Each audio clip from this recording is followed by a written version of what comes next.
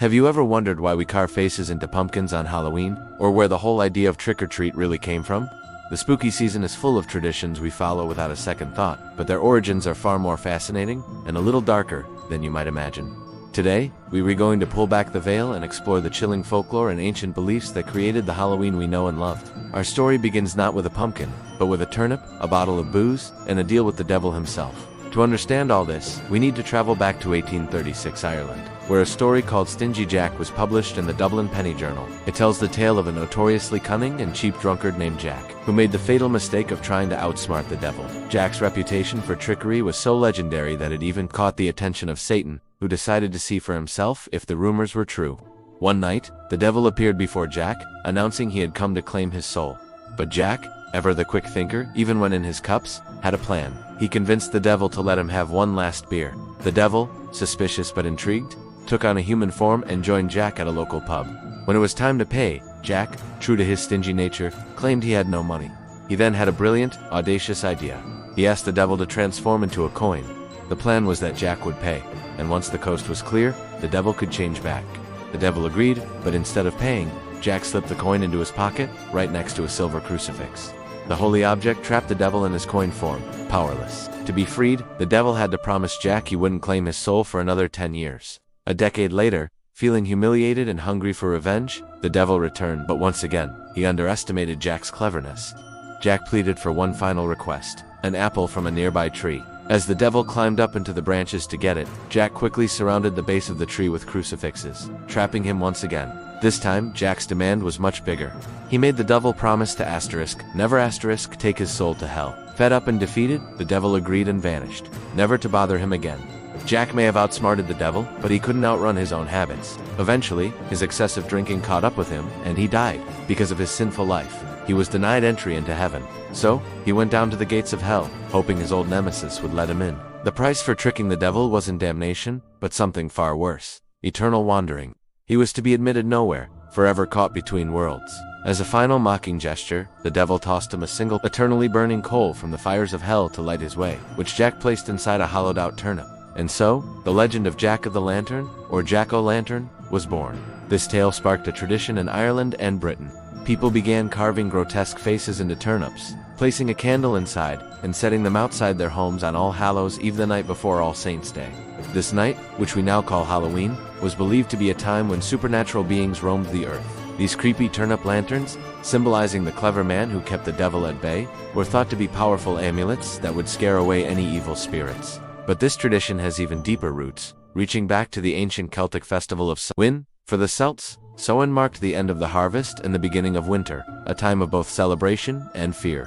They believed that on this night, the veil between the world of the living and the world of the dead became thin, allowing spirits to cross over. They honored their ancestors, welcoming them home with a place at the dinner table and lighting bonfires to guide their souls back. But they also feared the malevolent spirits that might wander in.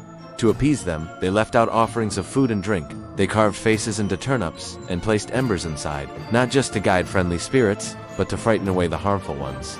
They also wore costumes and masks, often made from animal skins, to confuse these spirits and avoid being recognized as human. Light, in these ancient traditions, was a powerful symbol. It represented protection, clarity, and guidance during what are known as liminal times, periods of transition and uncertainty.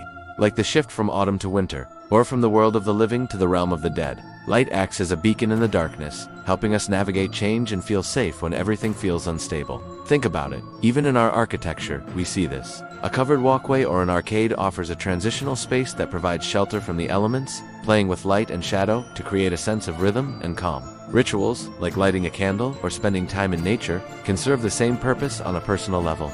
They give us structure and a psychological anchor during confusing times, helping us move from one phase of life to the next. Light gives us the clarity to see our own strengths and navigate challenges, turning a frightening transition into an opportunity for growth. It's fascinating how these ancient protective practices mirror modern Halloween activities. The Celtic tradition of wearing disguises to confuse spirits has evolved into our modern-day costumes, where we transform into monsters, heroes, or anything we can imagine. The huge bonfires they lit to ward off ghosts and illness are echoed in our festive decorations and, in some places, community bonfires. While our trick-or-treating and haunted houses might seem like just for fun, they still tap into that ancient fascination with the supernatural and our desire to play with fear in a safe way. The original jack-o'-lanterns, those carved turnips, were specifically created to scare spirits away from homes, not to guide lost souls. They were grotesque amulets. When Irish immigrants brought this tradition to America in the 19th century, they found that the native pumpkins were much larger and easier to carve than turnips. So, a new tradition was born. The pumpkin quickly became the new face of Halloween, but its purpose remained rooted in that old, spooky legend of Stingy Jack, forever wandering in the dark with his turnip lantern. This brings us to the folklore surrounding these carved figures. The belief that a pumpkin or an effigy can hold a benevolent or malevolent spirit comes directly from Samhain. The Celts believed the returning spirits could be either kind ancestors or vengeful ghosts. The terrifying faces carved into their lanterns were a form of spiritual security, designed to repel the bad ones while the good ones were welcomed inside. In a way, every jack-o'-lantern we carve carries a piece of that ancient belief, a guardian at our door. This theme of a sentinel, an eternal watcher, appears in folklore all over the world. Take the legend of the Sentinel of Shadow Creek. It tells of a warrior named Jan Quitrus whose beloved Omake tragically died. Heartbroken, Jan Quitrus's spirit was transformed by the gods into a rock formation on a hill. A stone sentinel destined to wait eternally for his love's resurrection, so they could be together again. Like Jack's lantern, he is a figure caught in a liminal space, a guardian defined by love and loss. But how does a festive icon, like a smiling pumpkin or a friendly ghost costume, suddenly become a source of genuine terror? It all comes down to context and brain chemistry. In a safe, festive setting, scary things trigger a rush of adrenaline and dopamine. Our brain knows it's just a game, so the fear is exciting. Halloween gives us a controlled space to experience these thrills. But take that same iconic clown, a scarecrow, out of the party and place it in a dark, unfamiliar alley. Suddenly, the context is gone. The symbol is no longer fun. It's a real threat, and our brain floods with genuine fear and anxiety. This is the heart of psychological horror, blurring the line between the familiar and the menacing. Phenomena like the northern lights or bioluminescence, which might have seemed magical to our ancestors, are now fully explained by physics. But what about ghosts and paranormal activity? From a scientific standpoint, there is simply no empirical, repeatable evidence to prove they exist. The standard model of physics doesn't include particles that could form a ghostly entity.